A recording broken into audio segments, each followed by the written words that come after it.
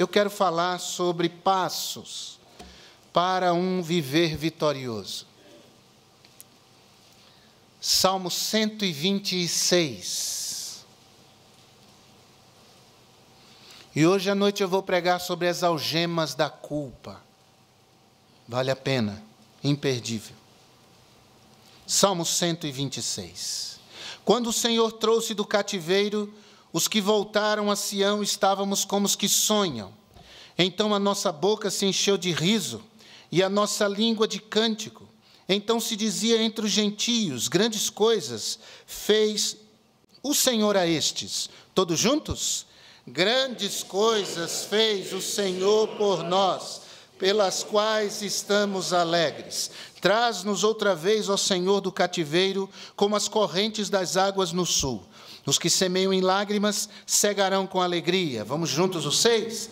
Aquele que leva a preciosa semente, andando e chorando, voltará sem dúvida com alegria, trazendo consigo os seus molhos. Amém. Abençoa-nos, meu Deus. Fala conosco, te pedimos, ó Pai, em nome de Jesus, o nosso amado Salvador. Amém e amém. Assentem-se, por favor.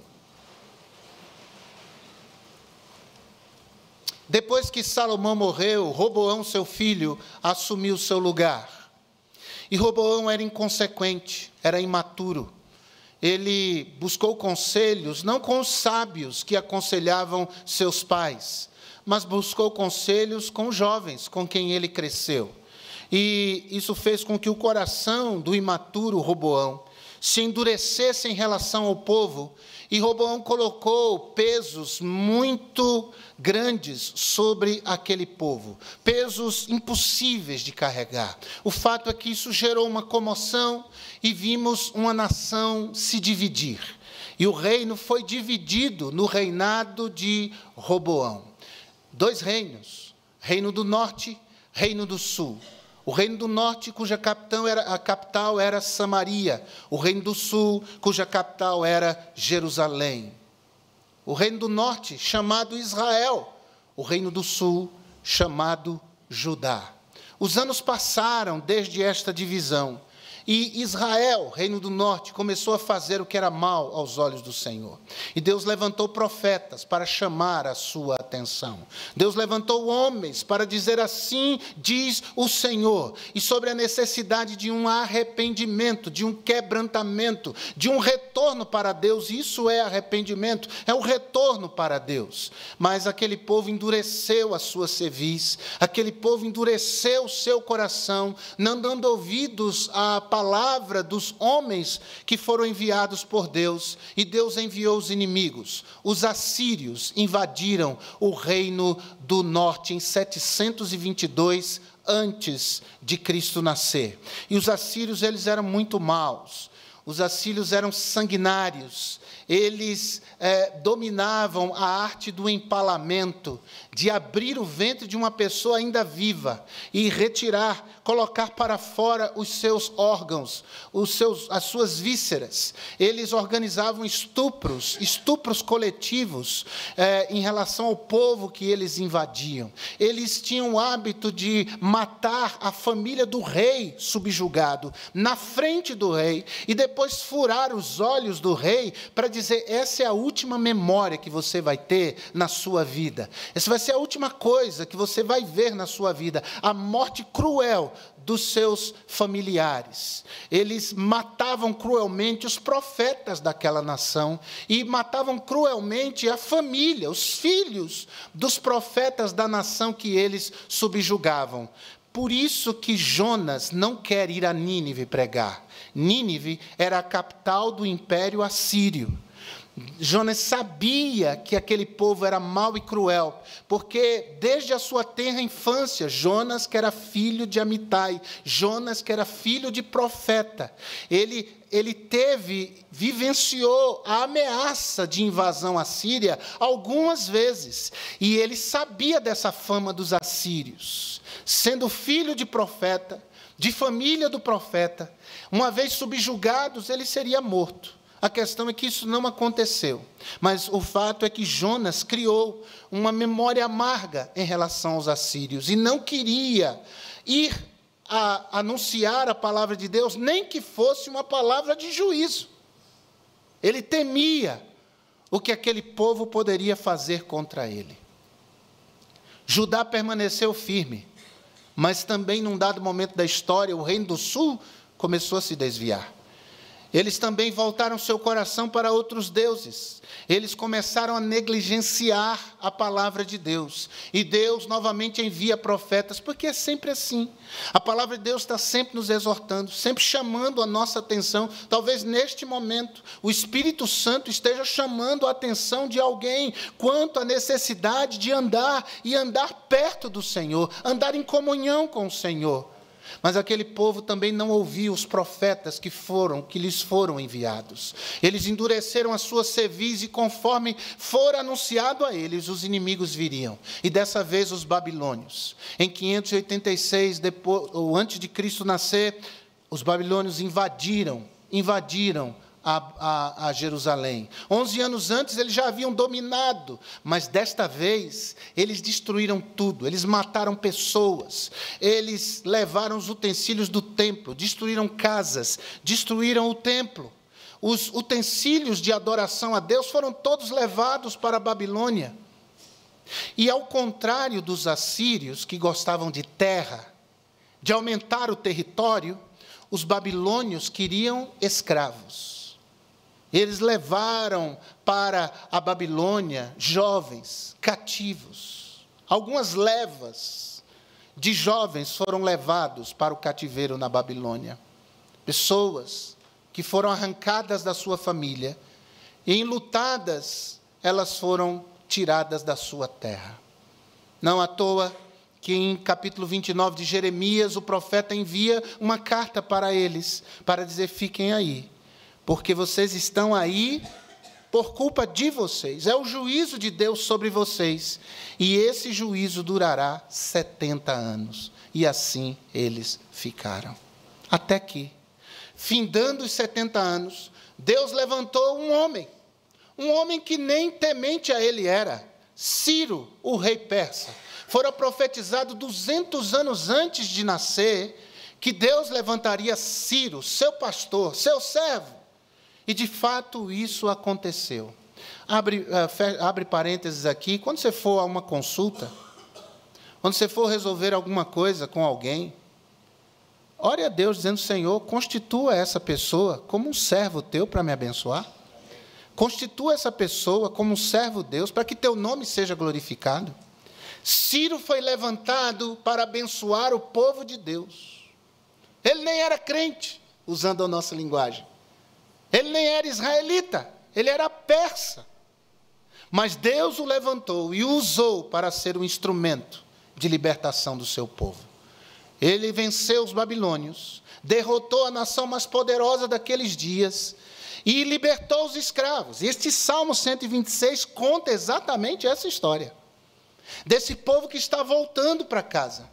50 mil judeus, segundo o historiador judeu Flávio Joséfos, voltaram lá da Babilônia para Jerusalém. E voltaram felizes da vida. Voltaram cheios de alegria e cântico, porque estavam voltando para a sua casa. E esse salmo nos ensina passos que devemos dar, irmãos, para termos uma vida vitoriosa. Para vivermos uma vida vitoriosa neste mundo de tantas agruras e de tantas dificuldades. E esses passos eu vou converter em verbos para que você guarde no seu coração. O primeiro verbo é celebrar. O segundo é orar. O terceiro é crer. O quarto é trabalhar. E o quinto é ensinar. Celebrar, orar, crer, trabalhar e ensinar. Vamos dizer juntos? Celebrar, orar, crer, trabalhar e ensinar. São 5 passos que nós devemos dar na vida constantemente, a fim de vivermos uma vida que agrada a Deus e, consequentemente, a vida que agrada a Deus será uma vida vitoriosa. Primeiro, celebre as vitórias que Deus te deu. O ano está acabando e você precisa olhar para trás e ver a bondade de Deus na sua vida. Não foi um ano fácil, foi um ano complicado, foi um ano de muitos sustos, de decepções, talvez de luto, talvez de desemprego, talvez de enfermidades. Não foi um ano fácil na economia, não foi um ano fácil para quem trabalha por conta ou para quem é empregado de alguém, não foi um ano fácil em relação à segurança, a violência cresceu, a violência graça no nosso meio, no meio da nossa sociedade, mas apesar de todas essas adversidades, Deus foi fiel para conosco. A palavra de Deus diz aqui que quando eles voltaram lá de Babilônia para Sião, eles estavam como quem sonham, a boca cheia de riso, a língua com cânticos de adoração a Deus. E as nações viam a alegria daquele povo e diziam: grandes coisas fez o Senhor a estes. Às vezes, irmãos, as pessoas veem a bênção de Deus sobre nós, veem que Deus tem nos ajudado, Deus tem nos sustentado, veem as nossas lutas, mas veem que nós continuamos de pé, e eles reconhecem a boa mão de Deus sobre nós. Então nós também devemos reconhecer o mesmo. Nós também devemos dizer: grandes coisas fez o Senhor por nós, por isso estamos alegres. Sim, as lutas existem, mas sim, Deus é por nós, e se Deus é por nós, quem será contra nós? Celebre as vitórias que Deus lhe deu. Celebre. A vida não é perfeita. Ela nem está organizada de uma maneira a parecer perfeita. A vida é injusta, a vida é difícil, mas você tem um Deus, você serve a um Deus, e no tempo certo, Deus levantou Ciro, no tempo certo, a libertação para Judá chegou, no tempo certo, Deus vai levantar pessoas, no tempo certo, Deus vai levantar soluções, vai abrir portas, para que você também possa contar e cantar mais uma vitória, e dizer: grandes coisas fez o Senhor por mim, grandes coisas fez o Senhor por nós, por isso estamos alegres. Celebrar, orar. Ore, para que Deus opere mudanças súbitas na sua vida. O versículo 4 diz: traz-nos outra vez ao Senhor do cativeiro, como as correntes das águas do sul. Essa é uma referência, irmãos, ao deserto do Negueve, lá em Israel, lugar seco, lugar árido, lugar com vida escassa, como qualquer deserto. Pouca coisa subsiste em qualquer deserto, e não é diferente no deserto do Negueve. A primeira vez que fui ao deserto do Negueve foi em 2010, e havia alguns irmãos aqui comigo lá em Israel. Era, irmãos, o tempo da primavera, mês de maio, primavera, clima ameno, 46 graus. É muito quente, é muito calor. O deserto do Negueve é um lugar de morte. Mas existe um fenômeno. Quando o verão chega em Israel, lá na região da Galileia, o Monte Hermon, que é coberto de neve, essa neve do alto do monte derrete. Essa água, essa neve derretida em água, ela desce para o leito dos rios. E, sobretudo, o Rio Jordão, que abastece o mar da Galileia. A verdade é que as chuvas torrenciais unem-se a essas águas derretidas do pico do Monte Hermon e ganham o leito dos rios. E a água é tanta que chega no deserto do Negueve. Se você vai ao YouTube e você põe no YouTube lá as águas do deserto do Negueve, você vai ver leitos secos do rio. E é um evento, as pessoas ficam lá esperando. De repente o barulho das águas, e você vai ver as águas vindo e enchendo o leito do rio, diante de você, pela internet. A verdade é que quando essa água chega, a vida floresce. Uma mudança súbita acontece. Isso é igual a Buritirama. Agora, a gente vai a Buritirama, está tudo verdinho. Mas quando você vai no período seco, aquelas árvores, você fala assim, só tem morte aqui. Uma chuvinha, já brotam lá alguma coisinha verde, já muda o cenário. No deserto do Neguev, uma mudança grandiosa acontece.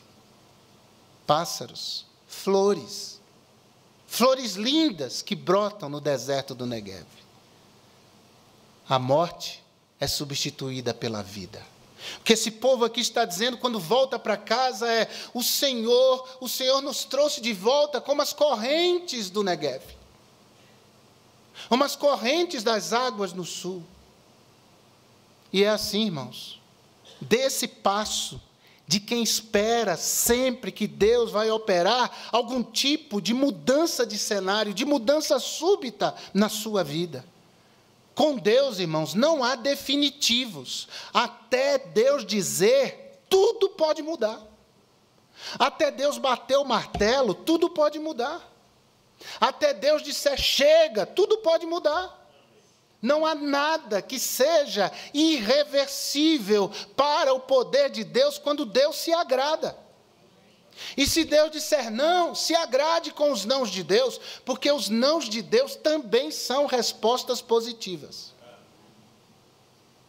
Então esse povo se alegra por essa mudança súbita. Ore a Deus. Ore para que Deus em 2025 opere uma mudança súbita no meio da sua família, na vida do seu filho, na vida do seu marido, uma mudança súbita na sua carreira profissional. Que Deus opere de uma maneira miraculosa e transformadora em cenários da sua vida que são cenários de morte. E não há cenário de morte que Deus não possa converter em cenários de vida. Agora você precisa orar.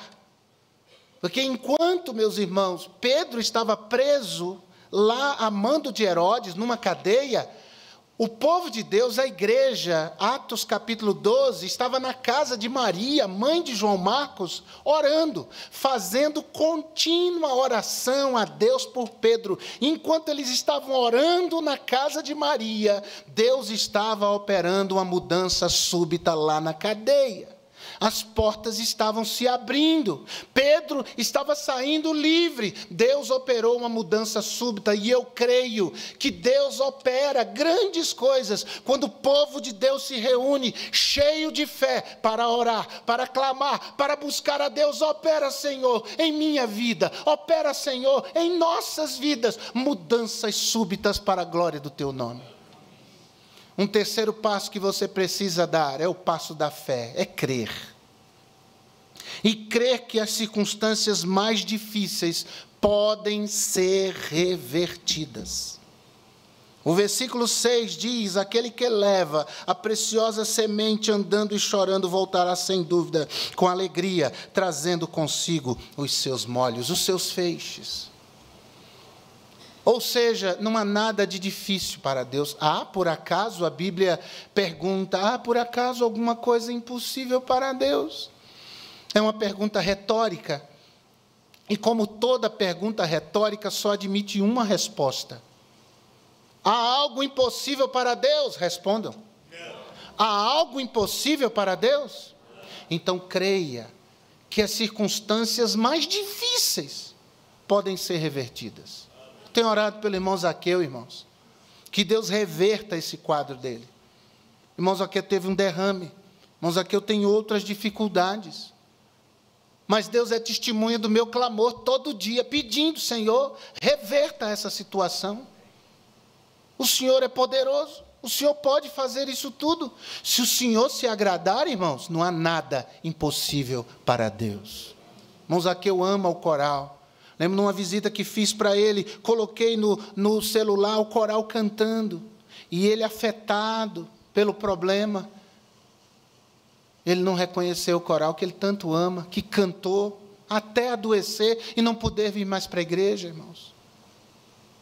Senhor, opera uma mudança súbita, reverta em nome de Jesus esse quadro do irmão Zaqueu, e assim podemos orar, porque o nosso Deus é poderoso para mudar situações que nos afligem todos os dias, nós cantamos isso. Ele faz o impossível, ressuscita até os mortos, não há nada que o possa derrotar. E esse é o nosso Deus.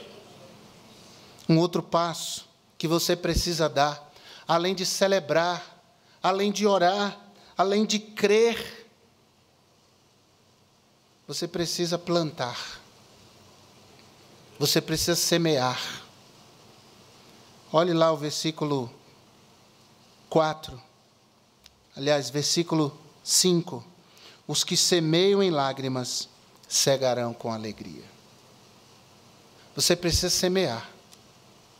Você precisa plantar sementes de algo que você nunca imaginou, para receber de Deus coisas maiores do que você jamais pensou. Celebrar, orar, crer, plantar ou trabalhar. Você precisa fazer isso. Plante sementes de fé para colher bênçãos de Deus. Quando o crente ora, irmãos, ele está semeando. E ninguém planta hoje, para hoje mesmo colher, isso leva tempo. O problema é que no decorrer do tempo, que é um grande inimigo da nossa fé, nós deixamos de orar, nós deixamos de semear, nós deixamos de plantar. Eu creio nisso, irmãos, que nós morremos, mas nossas orações não morrem. Mas a gente vai passar, mas orações que fizemos a Deus, elas darão fruto em outro tempo. Eu me lembro que falei isso numa igreja, pregando, e ao final do culto veio um rapaz com a esposa e filhos pequenos. E em lágrimas ele disse: pastor, isso que o senhor disse é verdade, nós morremos, mas nossas orações não morrem. A minha mãe orou pela minha conversão a vida toda, e eu nunca quis saber de Deus. Eu fui me converter tempos depois da morte da minha mãe. Ela morreu, mas suas orações não morreram. Hoje eu estou aqui servindo a Cristo, com a minha esposa, com meus filhos. De fato, nossas orações não morrem. Continue orando, não desista de orar. Continue apresentando seu filho, sua filha. Não desiste de orar, não deixe de orar. Não vire as costas, continue intercedendo. Continue clamando, continue semeando. E semeando em lágrimas. É difícil. Tem gente que quando a coisa está difícil não semeia, só chora. Só tem lágrimas. Semeie, mesmo em lágrimas. Os que semeiam em lágrimas colherão com alegria. O que te faz chorar? Ponha isso diante de Deus. A palavra de Deus diz que Deus vê as nossas lágrimas. Diz que Deus guarda as nossas lágrimas. Isso é para mostrar que Deus não está alheio a nós, que Deus se identifica, que Deus sabe, Deus está vendo. Então não deixe de orar, não deixe de semear. E 2025 vem aí. As sementes que você plantou em 24, você pode colher em 25, mas em 25 continue semeando. Continue plantando. O que as pessoas dizem é que o cenário do Brasil para 2025 vai ser pior. Bem, quando a gente lê a Bíblia, a gente diz que o cenário do mundo, ano após ano, será pior. O mundo irá de mal a pior. E não vai demorar muito, Jesus vai voltar. Mas até que ele volte, semeie, mesmo que o cenário seja contrário. Semeie lágrimas, mas semeie com fé em Jesus. O último passo é ensinar. Ensine pelas suas palavras e pelas suas vidas, dando um exemplo de fé e de confiança no Senhor. O Salmo encerra, mas o sentido dele é muito claro. Esse salmo era cantado sempre que os peregrinos saíam dos lugares onde moravam, indo para Jerusalém, na festa do Pentecostes, na festa da Páscoa, na festa dos tabernáculos. Eles iam cantando esses salmos, do 120 ao 134. São 15 salmos, conhecidos como cânticos de degraus. E a gente não sabe bem ao certo porque tem esse nome. Outros chamam de cânticos de romagem, porque eles vinham, eram andando, eram famílias inteiras. Como Jesus, José e Maria, com aqueles moradores de Nazaré, iam para Jerusalém. Lucas capítulo 2 nos diz. Mas alguns acreditam que degraus é por causa dos degraus do templo. Não sabemos se é isso. Eram 15 degraus.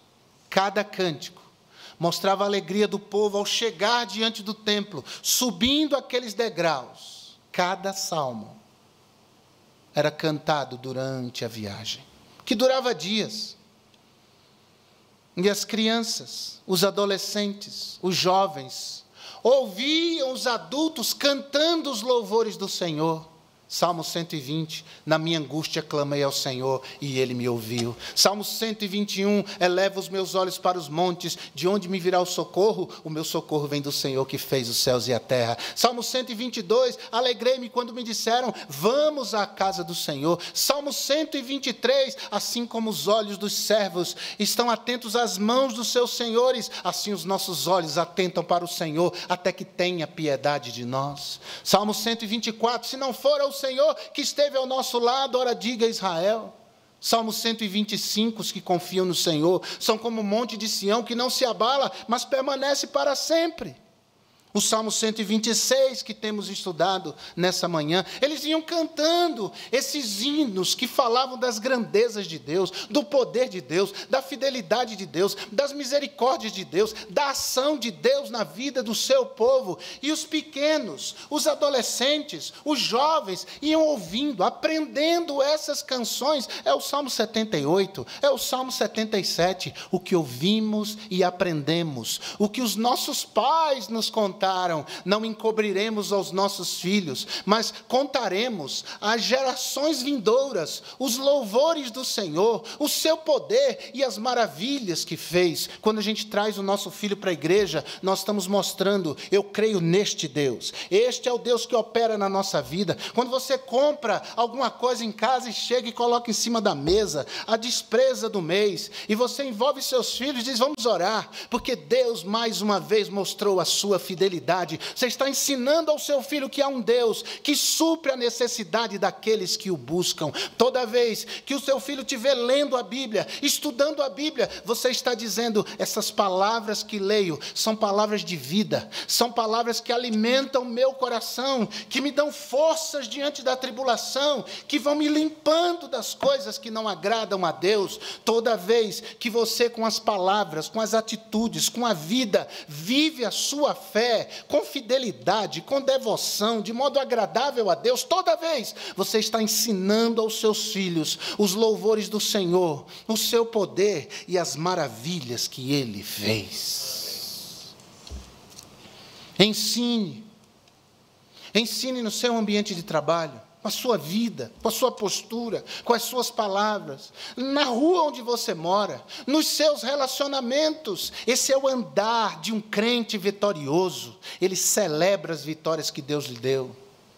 Ele ora para que Deus opere mudanças súbitas. Ele crê que circunstâncias mais difíceis podem ser revertidas. Ele semeia, ele planta, ele trabalha por uma grande colheita.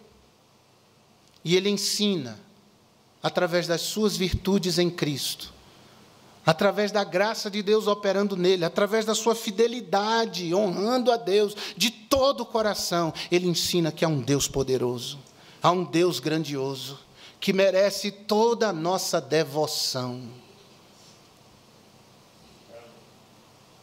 Que Deus nos ajude, irmãos, e que nós tomemos posição nesses passos para vivermos vitoriosamente no ano que começa.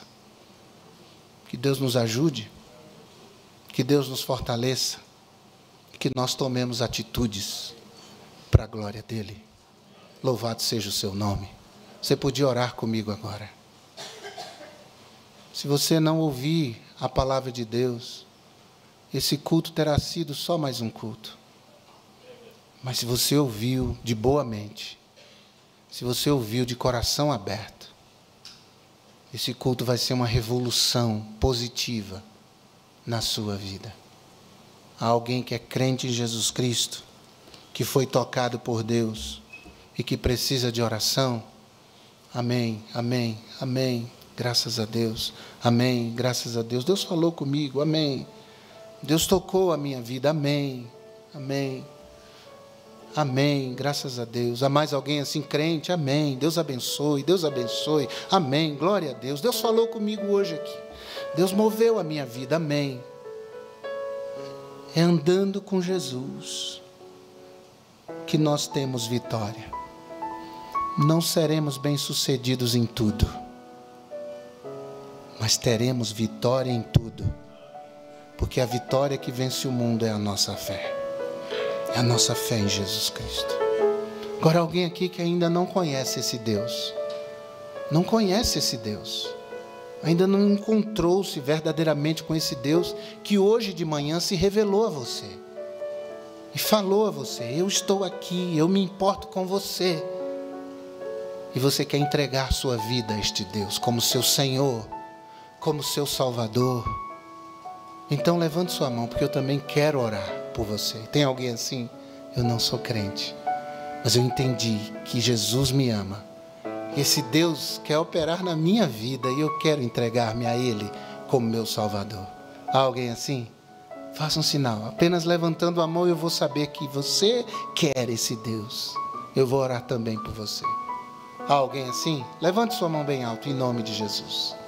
Há alguém? Vamos ficar em pé, irmãos? Vamos cantar ao Senhor este hino sob a direção do pastor Fernando.